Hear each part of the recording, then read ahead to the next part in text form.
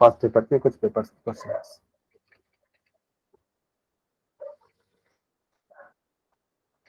आ जाओ, टॉपिक बताइए। The research method which is focus on the establishing casual relationship with the controls among the variable, independent, moderator and dependent। इसको क्या बोलते हैं? X post facto method, survey method, case study method या experimental method. Hindi दिखा देता हूँ आप लोगों को। Survey method, experimental method. हाँ हिंदी में दिखा एक्सपेरिमेंटल। देता को हूँ। चेंज कर सकते स्वतंत्र एक्सपेरिमेंटल परिमार्जन। या सर्वे, दोनों में से है। एक्सपेरिमेंटल होगा सर। सर इंग्लिश का दिखाइए ना सर।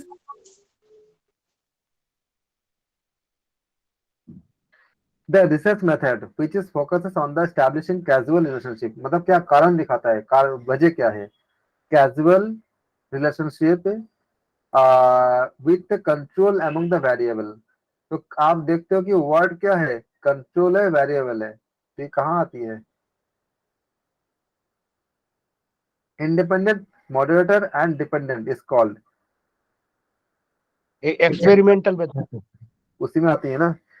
मैंने बताया था ना आपको ना कि अगर हाँ, आपको कंट्रोल तो याद है, एक्सपेरिमेंट में ही आएगा। सर उसमें खुद हाँ, कंट्रोल करते हैं ना, वेरिएबल्स को खुद कंट्रोल करते हैं एक्सपेरिमेंटल में। बिल्कुल मैंने बोला था आपको कि अगर आपको नहीं आ रहा है, आप वर्ड को पकड़ो। मैंने जब रिसर्च पढ़ाया था आप लोगों को समझा रहा था कि कभी कभी ऐसा होता है कि हमको नहीं आता, तो हमको आप की वर्ड लिखवाया भी था, बताया भी था आप लोगों को। कंट्रोल और वेरिएबल किससे करते हैं हम लोग? तो वो एक्सपेरिमेंटली करते हैं। कौन सा आप लोग को ज्यादा ज्यादा समझ आ रही है, हिंदी वाला या इंग्लिश वाला? सर इंग्लिश सर वाला। इंग्लिश वाला सर दिखाइए इंग्लिश। सर। कोई सर ऐसा है हिंदी वाला। कोई ऐसा है जिनको हिंदी में ज्यादा अच्छे से समझ आ रही है? क्योंकि मैं आगे हिसाब से उसी तरह ऐसे ही, अगर आपको हिंदी की जरूरत नहीं है तो मैं हिंदी में, मुझे बहुत वो करना होता, काफी कुछ काम करना पड़ता है हिंदी निकालने के लिए। आप लोगों में कोई ऐसा है जिसको हिंदी में हेल्प मिल रही है? सर मेरा हिंदी है। आपको हिंदी में समझ आ रही है अच्छे से? जी सर। ठीक है, तो मैं हिंदी में डाल दूंगा, मैं हिंदी में निकाल दूंगा।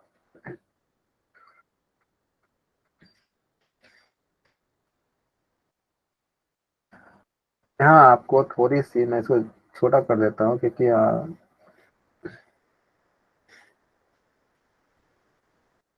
ये ऊपर नीचे है थोड़ा सा, आप लोग इसको रीड करो। तो मैं छोटा करता हूँ, तब समझ नहीं पाओगे। क्वेश्चन 14 दिख रही है ना सबको ना?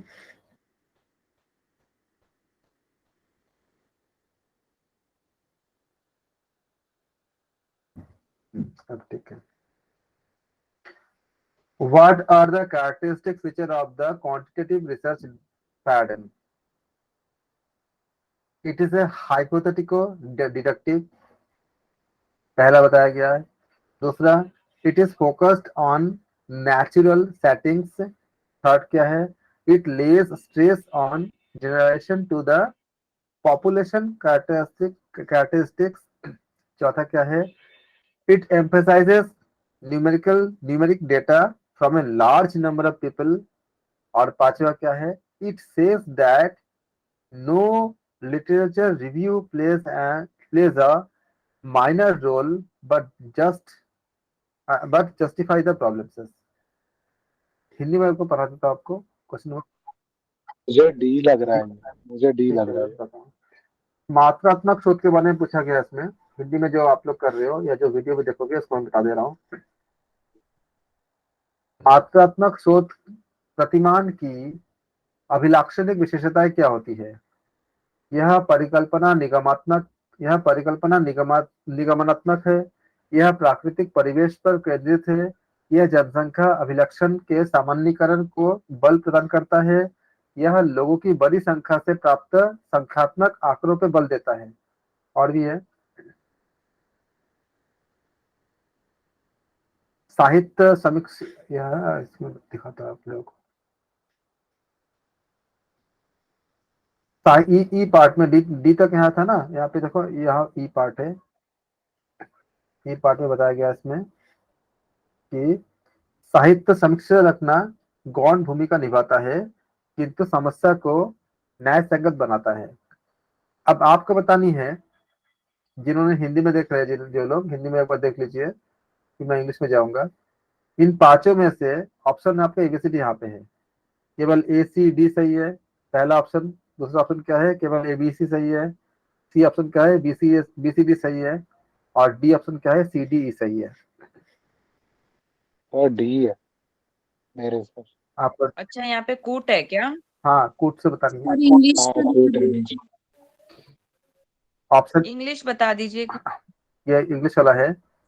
What is the characteristic features of the quantitative research. अब आपने मैंने बताया था ना आपको ना, एक होती है क्वांटिटेटिव, एक था क्वालिटेटिव, ज्ञानात्मक और गुणात्मक, और बताइए क्या था। संख्यात्मक। मात्रात्मक। तो क्वांटिटेटिव क्या होती है, मात्रा होती है।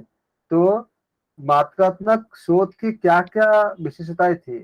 पहला क्या बताया गया है, इट इज ए हाइपोथेटिको डिडक्टिव। फिर क्या है आपका, ए में बताया गया है। फिर क्या आपका, it is focused on the natural settings.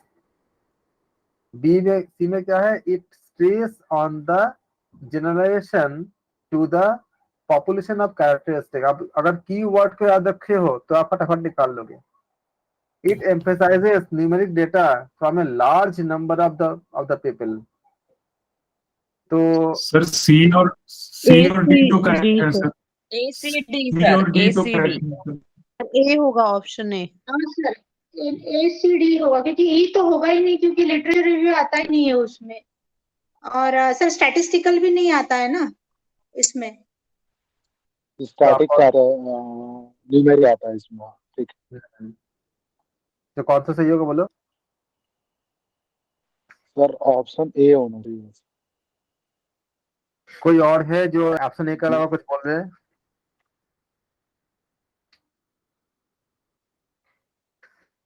Quantitative research के अकॉर्डिंग, किसने बोला था क्वांटिटेटिव रिसर्च को आपको, इनके बारे में 2013 में एक बात आई थी, क्रिसवेल ने बोले थे।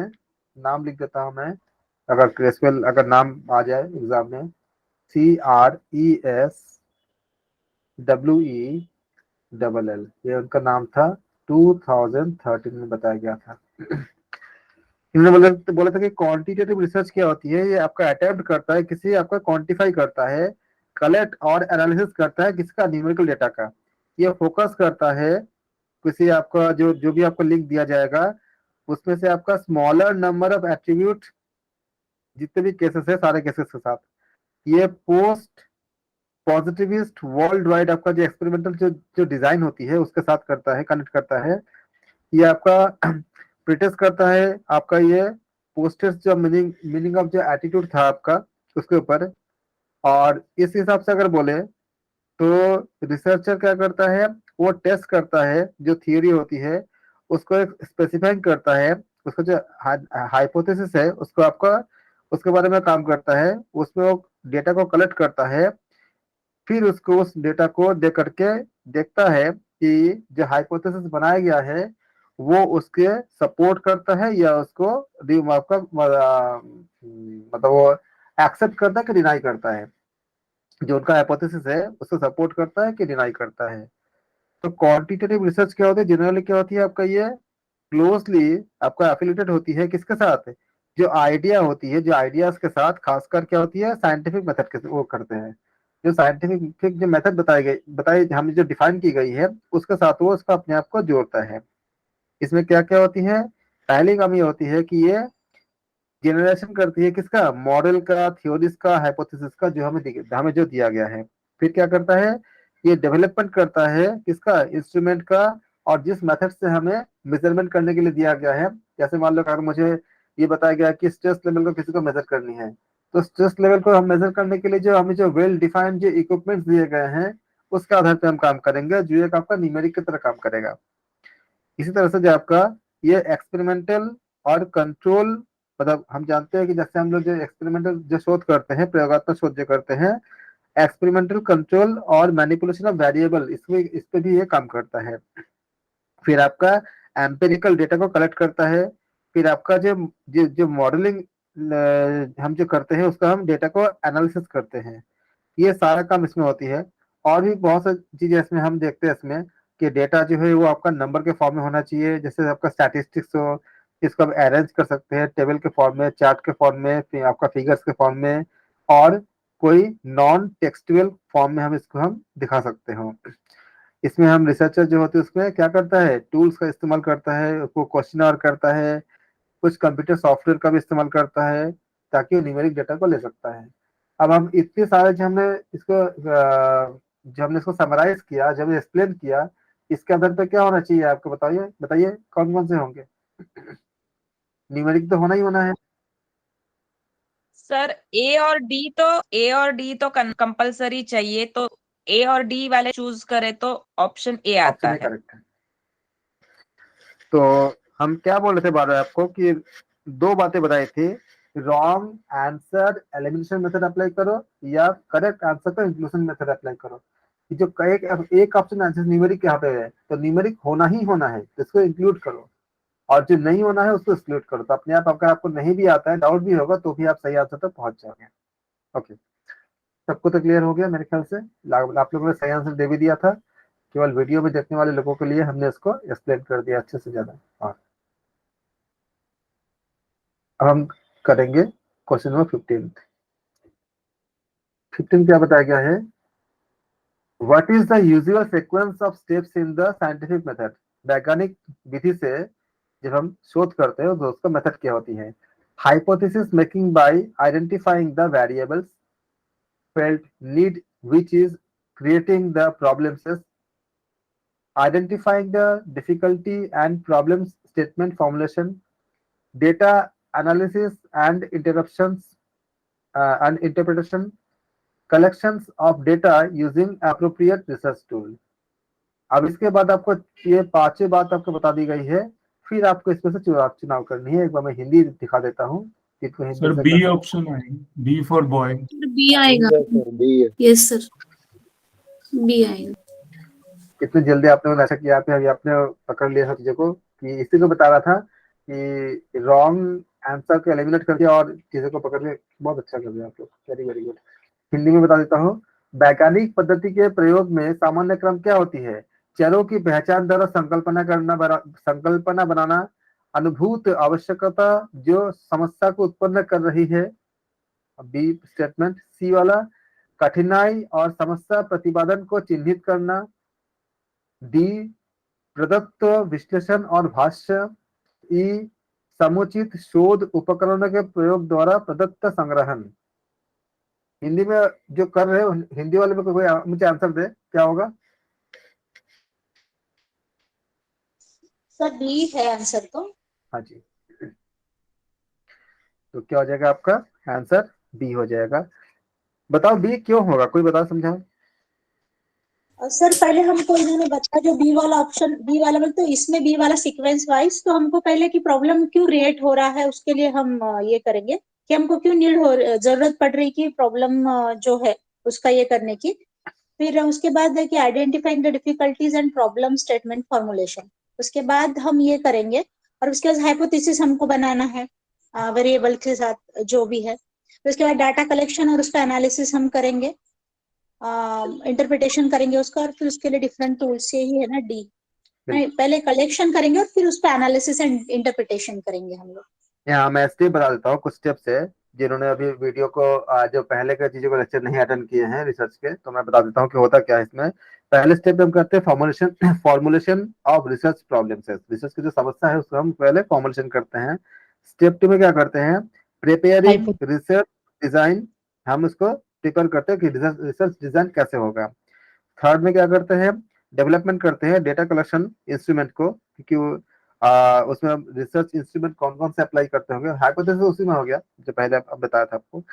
फिर आपका स्टेप 4 में क्या करते हैं, हम सैम्पलिंग करते हैं, क्योंकि आपने जब स्टेप 2 में जब प्रिपेयरिंग रिसर्च डिजाइन करते हो उसी समय उसी आप हाइपोथेसिस को बना लेते हो कि कौन से क्या हाइपोथेसिस उसमें अप्लाई करनी है। चौथे में क्या करते हैं, हम लोग सिलेक्टिंग सैंपल करते हैं, सैंपल को हम इकट्ठा करते हैं। और फिर पांचवें में क्या करते हैं, हम राइटिंग करते हैं रिसर्च प्रपोजल की। फिर क्या करते हैं, हम डेटा कलेक्शन करते हैं। और फिर क्या करते हैं, हम प्रोसेसिंग करते हैं और उसका एनालिसिस करते हैं डेटा की। उसके बाद हम क्या करते हैं, रिसर्च रिपोर्ट को हम राइट करते हैं, लिखते हैं। इसके बारे में विस्तार से हमने वीडियो बनाए हुए हैं, जिनको विस्तार से देखनी है आप पहले वाला वीडियो देखिए। तो ऑप्शन क्या हो जाएगा आपका 15 का? ए बी सी डी में बी होगा कि क्या सी होगी? आंसर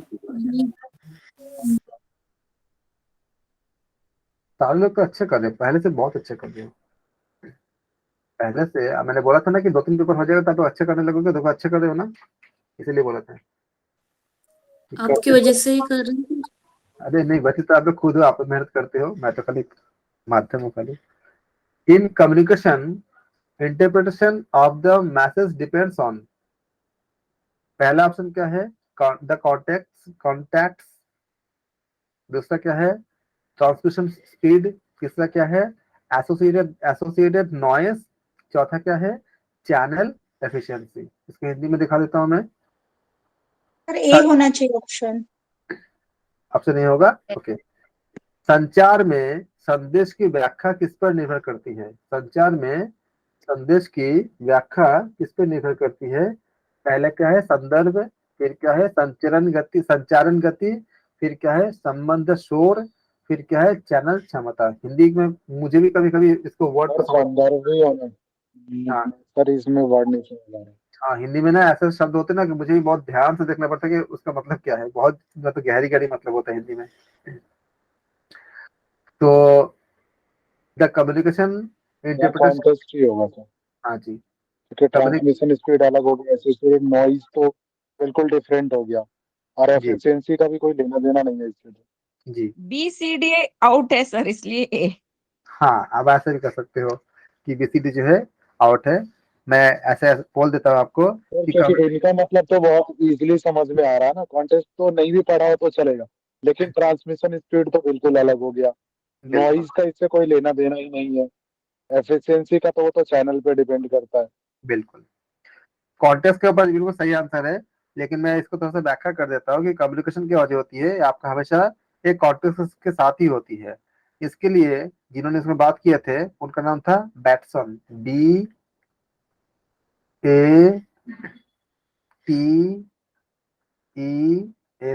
इनका नाम था। तो अकॉर्डिंग टू आपका बैटसन, उन्होंने कहा कि विदाउट कॉन्टेक्स्ट जो होती है, एक वर्ड जो है, वर्ड एंड एक्शन वो आपका किसी मीनिंग को कैरी नहीं करता। तो उनको ये कहना था कि without context word and action don't carry any meaningful at all. तो इसके रिगार्डिंग जो है हम ये कह सकते हैं कि कॉन्टेक्स्ट सही है। और अगर हम ये देखें कि जो कॉन्टेक्स्ट जो होती है कम्युनिकेशन में, ये भी 4 तरह की, आपका 4 डायमेंशन होती है। साथ हम इसको बता देते हैं कि कभी अगर एग्जाम में आपको दूसरी तरह से पूछ लें अगर, तो पहला क्या होता है आपका? पहला होता है आपका फिजिकल कॉन्टैक्ट्स।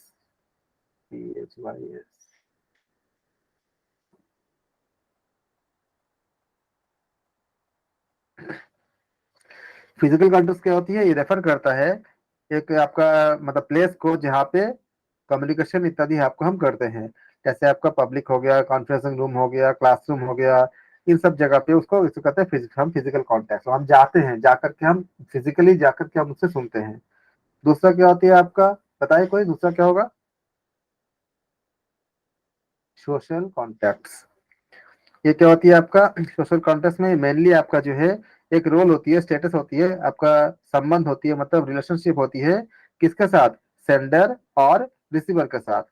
इसका आप क्या होती है यहाँ पे आपका सोशल कॉन्टैक्ट्स होती है। इसमें आपका जो जैसे आपका एग्जाम्पल के लिए देखेंगे, जैसे फ्रेंड्स हो गए या कोई पार्टी में गए आपने, तो अलग अलग लोगों से आपने अटेंड किया, आपने किसी मीटिंग में गए, किसी ऑर्गेनाइजेशन में गए, या कोई डॉक्टर पेशेंट का आपस में बात हो गया, ये सब क्या है आपका? सोशल कॉन्टैक्ट्स हो गए। फिर तीसरा बताइए, तीसरा क्या हो जाता है? थर्ड क्या होती है?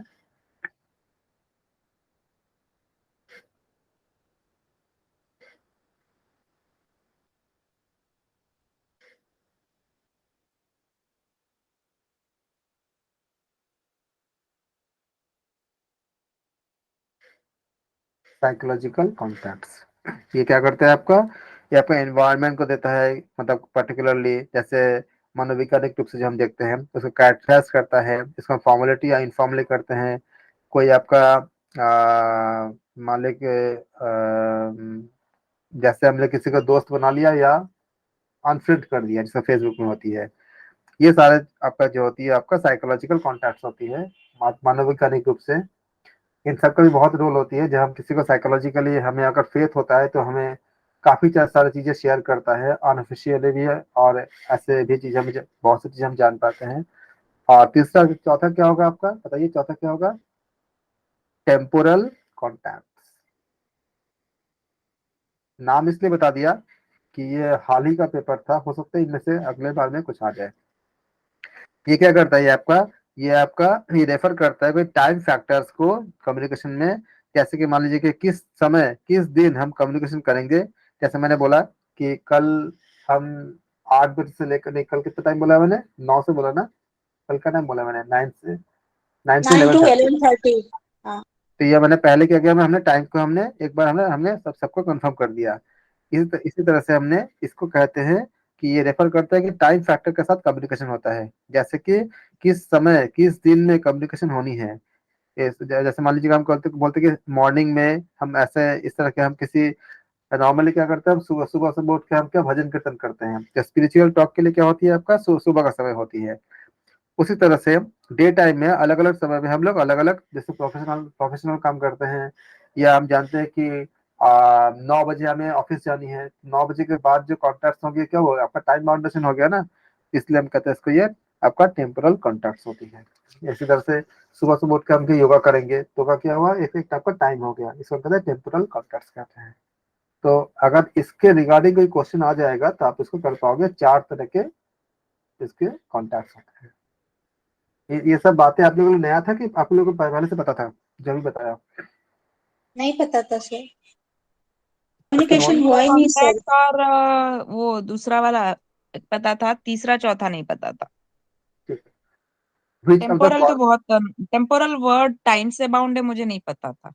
अच्छा, which of the following factors are important for in the communication? Slangs, cynical, cynical attitude, framing, rhyming,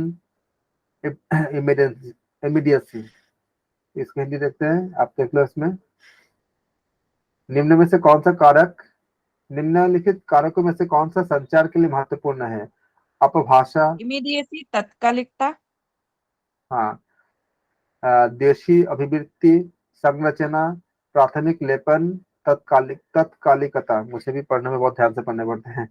तत्कालिकता। तो आप बतानी है इसमें कि इसमें से आपका कौन से होंगे 17 के लिए? इमीडिएसी, डी लग रहा है तात्कालिकता। नहीं, और सर, डी लग रहा है, ऑप्शन डी लग रहा है। ऑप्शन डी लग रहा है आपको? सॉरी, एक मिनट, कूट है, सॉरी, ये कोड देख लीजिए इंग्लिश में। एक मिनट। डी आएगा सर। ई तो चाहिए ही फ्रेमिंग, चाहिए, तो ए और सी में कम्युनिकेशन। देखते हैं। साइनिकल एटीट्यूड क्या होगा? ये आपका जो बी वाला पार्ट है, हिंदी में देख लीजिए सर इसको। देशी अभिवृत्ति। द्वेषीय विवृत्ति। नहीं, और द्वेषी अभिव्यक्ति तो नहीं चाहिए। डी आएगा सर, संरचना, प्राथमिक लेपन और तात्कालिकता। बताइए कौन से होंगे, बाकी लोग बताए।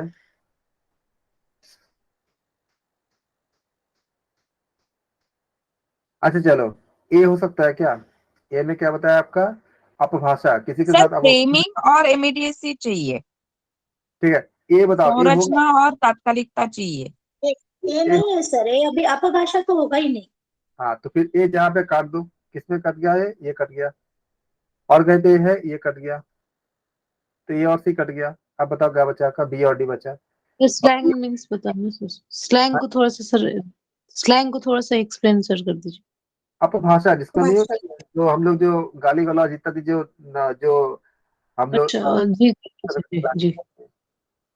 बी सी डी, तो सर, अब डी, आप ई है, तो बी डी में क्या था? ऑप्शन। हाँ, बी में क्या था आपका? द्वेषी अभिवृत्ति। किसी के साथ द्वेष करोगे तो आपको आप होगा किसी के। अगर द्वेष मतलब क्या होता है, आप जानते हो ना? द्वेष मतलब जो क्या बोलते हैं द्वेष को हिंदी में, आप व्याख्या करो समझ। राग द्वेष नहीं होती, उल्टा नहीं होती। राग का जो राग मतलब क्या होता है? अटैचमेंट। द्वेष मतलब डिटैचमेंट है।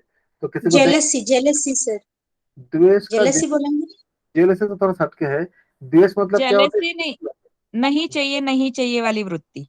हाँ, जैसे मान लीजिए कि हम कोई आया तो उसको मुझे मतलब देख के जैसे मतलब एक मतलब उसको जो अच्छी भावना न रखना, तो क्या ये उसको घृणा बोल सकते हैं सर। हाँ जी।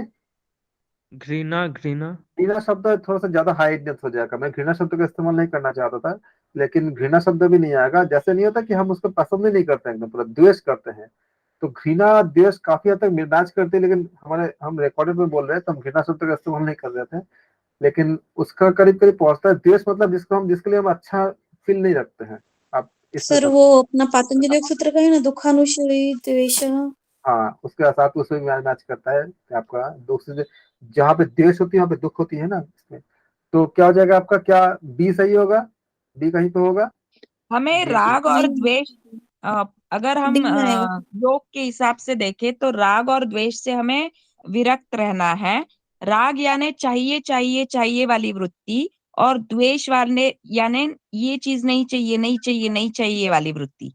ये जो क्वेश्चन कर रहे हैं फर्स्ट विभाग में, इससे हमारा योग का कोई संबंध नहीं है, सर क्योंकि ये कौशल सर का मैसेज है, रिकॉर्डिंग नहीं नहीं, बंद मैं करके सिर्फ फिर से राग शुरू और कर द्वेष देंगे। का मीनिंग बताना चाहती थी। हाँ बिल्कुल, हाँ सही बता रहे हैं आप बिल्कुल। तो हमें जब किसी से हम बात कर, हाँ जी क्या बोले थे, रिकॉर्डिंग क्या बोले थे आप? कौशल सर का मैसेज है सर, पढ़ लीजिए एक बार, गीता क्लास से पहले एक बार रिकॉर्डिंग बंद कर लेना है। रिकॉर्डिंग बंद करने के लिए? मैसेज पढ़ लीजिए सर, गीता क्लास शुरू करने से पहले। अच्छा ठीक है, मैं बंद कर। रिकॉर्डिंग चेंज करनी होगी शायद, क्योंकि वो लंबा रिकॉर्डिंग जाएगा नहीं। ठीक है, ओके। हाँ ऐसे वो काट देते हैं, लेकिन मैं कर दूंगा इसको। तो क्या हो जाएगा इसमें आपका, क्या बी सही होगा? किसी के साथ अगर बात करते हैं हम, तो अगर हम इसको साइनिकल एटीट्यूड रखते हैं, मतलब देश भावना रखते हैं, तो क्या हमसे बात करेंगे? वो कम्युनिकेशन कम्युनिकेशन हो पाएगा? नहीं हो पाएगा ना। अगर आप किसी के साथ नहीं अगर होगा। कम्युनिकेशन होगा ही नहीं, तो वो आपसे पहले ही मतलब हट जाएगा। अगर आप कोई सामान खरीदने जा रहे हो और जो दुकानदार है आपको अगर मतलब अच्छी भावना से बात नहीं करता है, आप खरीदोगे उसके साथ? नहीं खरीदोगे। तो रॉन्ग आंसर एलिमिनेशन के जरिए भी हम पता चल गया कि ABC हो ही नहीं सकता, क्या डी हो जाएगा। किसी को डाउट तो नहीं है ना? नहीं सर, क्लियर है।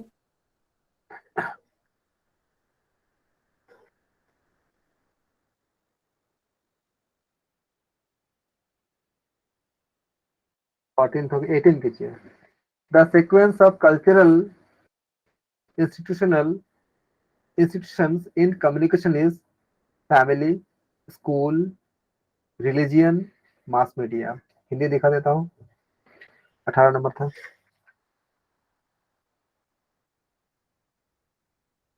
देखिए।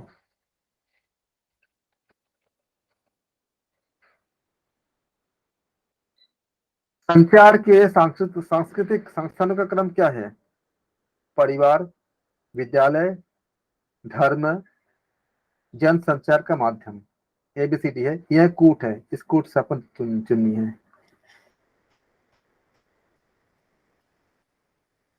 ABCD लग रहा है, ए आंसर लग रहा है। ऑप्शन ये ये आएगा सर, क्योंकि लास्ट में जनसंचार माध्यम आएगा, तो ए ऑप्शन मैंने चूज किया है। सबसे पहले तो परिवार ही आएगा ना।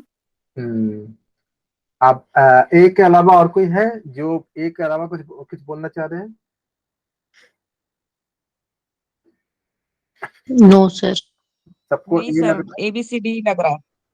जी सर। है? ABCD बिल्कुल सही है। अभी आप लोग कितना अच्छे अच्छे करने लग गए, देखो पेपर कर रहे हो भाई, वो 2020 का पेपर कर रहे हो, कितना बढ़िया कर रहे हो, वेरी गुड। तो क्या हो जाएगा? फैमिली, फिर स्कूल आएगा, फिर धर्म आएगा, फिर मास मीडिया। हम इसको रीजन बताइए, 19 वाला। Given below are two statements. One is labeled as assertion, जानते ही हो, एक कथन दिया गया है, and other is labeled as reason, उसका कारण दिया गया है। Assertion में क्या बताया गया आपको? Giving orders to the students in the classroom is a specific form of communication। और सर ए करेक्ट है, लेकिन आर उसका रीजन नहीं है। हाँ रॉन्ग है sir, right. the culture background में हम सिलेक्ट नहीं करेंगे। the manner A of is true order, but R is false. okay, the manner of order depends upon the cultural background of the students in involved। एकदम दिख रहा है कि ये आप जो बता रहे हो आंसर 1900 का मैं हिंदी दिखा देता हूँ, सी आएगा। सी आएगा। दो कथन दिए गए हैं, पहला अभिकथन है, दूसरा तर्क है। कक्षा में छात्रों को आदेश देना संचार का विशिष्ट प्रकार है। आदेश का तरीका सम्मिलित छात्रों की सांस्कृतिक पृष्ठभूमि पर निर्भर करता है। तो आपको बतानी थी कौन से होंगे, आपने बताया। इसका आंसर क्या है आपका? ए बताया आपने। सी सी सी बताया, क्या बताया? Option C sir. सी बताया है सर। सर, सी है ना, ये सही है, ए सही है और परंतु आर गलत है। फिर आर को एक बार एक्सप्लेन करना कि गलत ये कैसे है फिर। तो एक्सप्लेन कीजिए आपको। आदेश का तरीका सम्मिलित छात्रों के सांस्कृतिक पृष्ठभूमि पे, जो सांस्कृतिक बच्चे जो आ रहे हैं उनका सांस्कृतिक पृष्ठभूमि क्या है, क्या उनका संस्कृति है, उस पर डिपेंड करता है। कक्षा में छात्रों को आदेश देना संचार की विशिष्ट प्रकार है। संचार की क्या है आपका? विशिष्ट प्रकार है। सर ये ए तो सही है, लेकिन ये सही है, आर आर गलत है। आर गलत है। श्योर हो? सर देखिए, सर कभी मैं भी श्योर ऑर्डर नहीं देना या आदेश देना, इसमें सांस्कृतिक पृष्ठभूमि का कोई कारण नहीं हो सकता, किसी भी सर स्कूल पृष्ठभूमि में का हो। सही ना सर, स्कूल में सर हाँ जी बोलिए। मैंने बस यही पूछा था कि कैसे गलत है वो, बस आंसर थोड़ा जानना था। किसी को आदेश देना, किसी को ऑर्डर देना, क्या उसको सांस्कृतिक पृष्ठभूमि को देख के हम देते हैं? कक्षा में छात्रों को आदेश देना नहीं नहीं नहीं, विशिष्ट। आप समझ में आ गया। नहीं देते हैं, सांस्कृतिक पृष्ठभूमि पर देख के नहीं देते। हाँ, कक्षा में छात्रों को आदेश देना दिया गया पता है संचार का विशिष्ट प्रकार है। ठीक है, आदेश का तरीका सम्मिलित छात्रों की सांस्कृतिक पृष्ठभूमि पर निर्भर करता है। ये आप लोग क्या बोल रहे हो? आंसर में बोल रहे हो कि आप सी बोल रहे हो? फिर से सोचो आर एक बार। फॉल्स है सर, आर सही नहीं है, सी। हाँ सर, यह ए भी हो सकता है कि आर एक की सही व्याख्या नहीं, ये भी सर हो सकता है। व्याख्या नहीं है सही, सर क्योंकि ए एक होगा कथन तो सही है ना, ऑप्शन लेकिन दोनों। व्याख्या ही सही नहीं है ना। हाँ व्याख्या में थोड़ा सा वो है, ए होगा व्याख्या आंसर। सही नहीं, सर ऐसा मेरे कहें, क्वेश्चन समझ में। सुनो मैं बता रहा हूँ, किंतु किसी भी मैंने इसके ऊपर आपको पहले भी बात भी किया था और समझाया भी था, आज फिर से बताता हूँ। सांस्कृतिक पृष्ठभूमि इसलिए है क्योंकि उसका सिंबल से उसके मीनिंग बदल जाती है। जैसे हमारे यहाँ पे क्या होती है, हिंदू धर्म में क्या होती है कि अगर किसी के पति का देहांत होता है तो सफेद वस्त्र पहनते हैं, और जो क्रिश्चियन में क्या होता है, जब शादी होती है तब सफेद वस्त्र पहनते हैं। तो आदेश देना, जैसे मान लो कि किसी ने बोला कि चलो आप शादी का जो रस्म पूरा करो, तो कौन इंसान किस सांस्कृतिक पृष्ठभूमि से आया है, अगर मैं उसको नहीं देखूंगा और मैंने अगर एक ही कमांड दे दिया, मैंने मान लीजिए शादी के वो करो, तैयारी करो, तो उनका सिंबल का मीनिंग अलग अलग हो जाता है ना। तो जो छात्र जहां से आते हैं उनके हिसाब से उनके कल्चर का जो भी पैरामीटर्स होते हैं, कहीं पे क्या होती है कि ऐसे कलर कॉम्बिनेशन क्या होती है, अलग अलग मीनिंग शो करता है। तो उसको तो कुछ और समझ आएगा और किसी और कुछ कुछ और समझ आएगा। Yes sir. समझ मान गए लो सर। जैसे मान लो रेड रोज है, लाल गुलाब है, तो लाल गुलाब का मतलब किसी के लिए प्यार का सिंबल हो सकता है और किसी के लिए कुछ और हो सकता है। ऐसे व्हाइट रोज होती है, शांति का प्रतीक होती है, लेकिन अगर किसी जगह और जगह पे कुछ और प्रतीक होगा तो उसका मीनिंग क्या होगा, उसके अकॉर्डिंग चेंज हो जाएगा। तो क्या होगा, मैं बार बार बता रहा था कि देखो कौन सा सही है, ऑप्शन ए सही है। ए। किसी को डाउट है? सर इसका मतलब आर एक की सही व्याख्या है। हाँ, manner of the order depends on the upon the cultural background of the students involve. जो जो स्टूडेंट जहां जहां से आए हैं उनका जो कल्चरल, आप अगर मान लो जिस इज्म को मानते हो तो आपके लिए क्या होगा उसी को आप मानोगे ना। जैसे आपके लिए हम अगर हिंदुइज्म से हैं तो हमारे लिए क्या है कि शादी में लाल जोड़े पहने जाते हैं, और जब किसी का मृत्यु होती है पति का तो सफेद कपड़े पहने जाते हैं। हमारे लिए कल्चर यही है। और अगर हमको कहीं अगर सिंबलाइज कर दी जाएगा तो हम तो इसी को फॉलो करेंगे ना, हमें लगेगा यही है। लेकिन अगर यही अगर क्रिश्चियन में होगा तो क्रिश्चियन में क्या होती है, शादी के जब मैरिज होती है उस समय उनके सफेद सफेद कपड़े पहने जाते हैं। तो वहां से जो कोई बच्चा अगर आएगा और यहाँ से अगर कोई बच्चा जाएगा तो उनके अगर कमांड दिया जाएगा तो उनके लिए मीनिंग अलग अलग हो गए ना। Okay sir. समझ आया, क्लियर हो गया। जी सर। तो both A and R are true and R is the correct explanation of A. कोई ऐसा है जिसको डाउट हो? सर ये लोग घुमा रहे हैं बस इस तरीके से। क्या हुआ? घुमा? सर कह रहे हो कंफ्यूज कर रहे हैं ये लोग। भाई नेट तो ये चाहता है ना कि आप कितने अवेयरनेस, मैं बोला था ना इनका पैटर्न का हर हिसाब पे पैटर्न होता है। वो खाली यही देखते हैं कि आप कितनी डेप्थ तक। सर वही चीज, क्योंकि कल्चरल बैकग्राउंड हम लोग देखेंगे तो दूसरा नजरिया आ जाता है, हाँ, लेकिन ये चीजें फिर आने लग जाती यही देखते हैं नेट वाले कि हम कितनी ज्यादा डेप्थ में हम इसको सोच सकते हैं और हमारे अवेयरनेस को चेक करते हैं। वो हमसे उससे कोई मतलब नहीं है कि बाकी सब चीजों से, उनका खाली यही होता है कि हम इतने अवेयरनेस को कैसे, हम कितने गहरे से हम उसको कर पाते हैं। कोई आंसर, सबको आंसर से सब एग्री है, सबको क्लियर होगा, कोई दिक्कत तो नहीं है ना 19 के? नहीं clear. Match the list 1 with 2, आप मैच करो एग्जाम्पल्स और टाइप्स ऑफ कम्युनिकेशन। पहले हिंदी दिखा दो तो हमें आप लोगों को। हिंदी ये लास्ट क्वेश्चन है शायद, इसको हम प्रतियोगिता करेंगे। और सूची 1 और सूची 2 में आप सुमिलित कीजिए, सुमिलित कीजिए। अर्थहीन ध्वनि एवं शब्द पहला है, ट्रैफिक लाइट संकेतक दूसरा है डी में, अलग अर्थ देने वाले शब्द तीसरा है, शुभकामनाओं का आदान प्रदान करते दो व्यक्ति ये चौथा है। और सूची 2 में है, संचार के प्रकार क्या है, बहु अर्थकता, द्विकीय संप्रेषण, थर्ड क्या है पारिभाषिक, और फोर्थ क्या है अवाचिक संप्रेषण। एक बार हिंदी वाले इसको रीड कर ले ताकि मैं इंग्लिश में चले जाऊं। कर लिया आपने? इंग्लिश में आइए। मैच से list 1 and with list 2। List 1 का एग्जांपल क्या है, meaningless sound and word. B क्या है ट्रैफिक लाइट सिग्नल्स। सी क्या है वर्ड्स दैट हैव। बी लग रहा है sir, answer B. Answer B लग रहा है आपको 20 का? ठीक है, देखते हैं। और words that have different meanings, और डी में क्या है टू पर्सन एक्सचेंजिंग ग्रीटिंग्स। और कम्युनिकेशन टाइप में क्या है आपका पॉलीसेमी, डायडिक कम्युनिकेशन, और आपका है सर ऑप्शन ए सही होगा। Non verbal communication. हाँ, कौन से होंगे? सर सी लग रहा है, सी लग रहा है। सी। ऐसा कुछ है? सी है, सी है सर, सी है, क्योंकि ट्रैफिक सिग्नल जो है वो 4 आएगा, नॉन वर्बल कम्युनिकेशन है। हाँ सर मुझे सी भी होगा। वही कंफर्म पता है, बी को 4 मैच करना है। हाँ। कंफर्म है ना कि words that have different meaning are polysemy. Poly means two, नहीं फिर ये होगा वो two person exchanging greetings. Sir दूसरा तो 2 आएगा ना, direct communication, 2 person exchange greeting.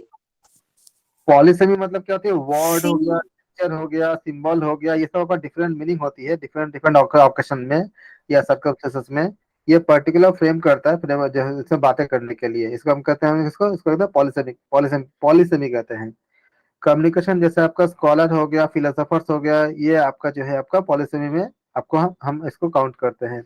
Multiple meaning आपका सेम वर्ड के लिए होती है, आपका कभी कभी ऐसा भी होती है कि एक ही वर्ड के कई तरह का मीनिंग होती है।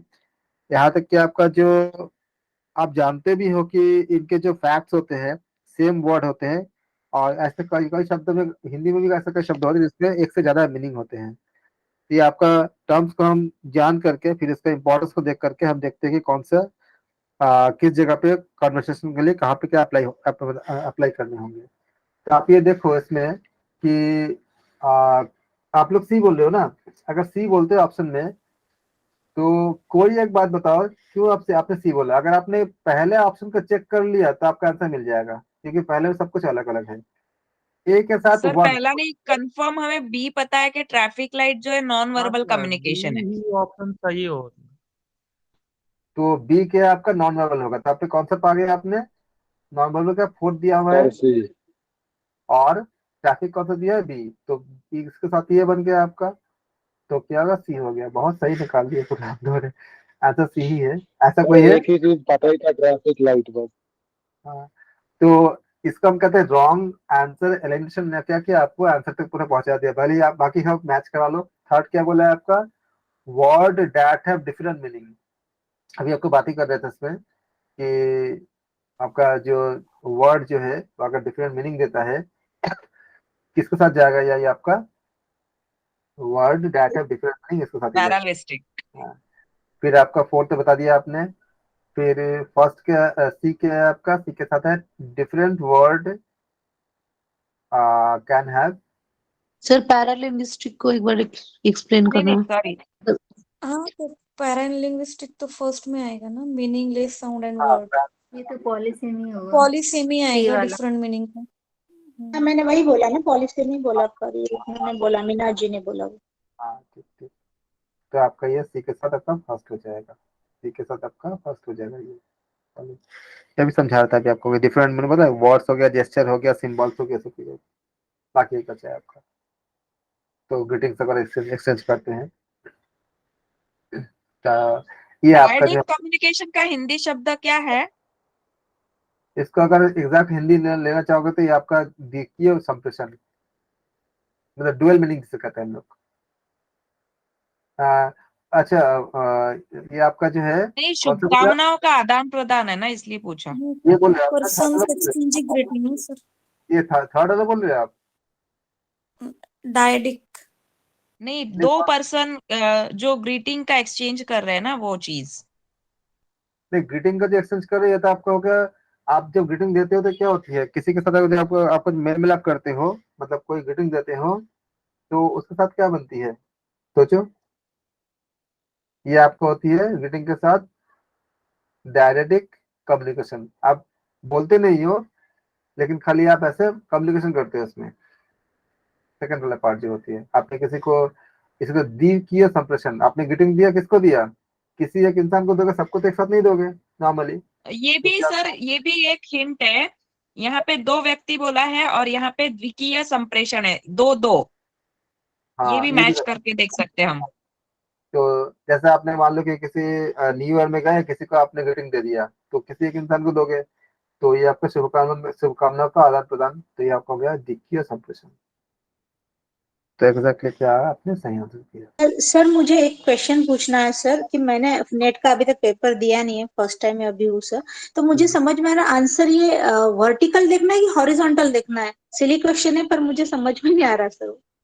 देखो, यहाँ आपको दिया गया ना, यहाँ देखो, मैच कराओ इसको, देखो कैसे देखनी होती है इसमें।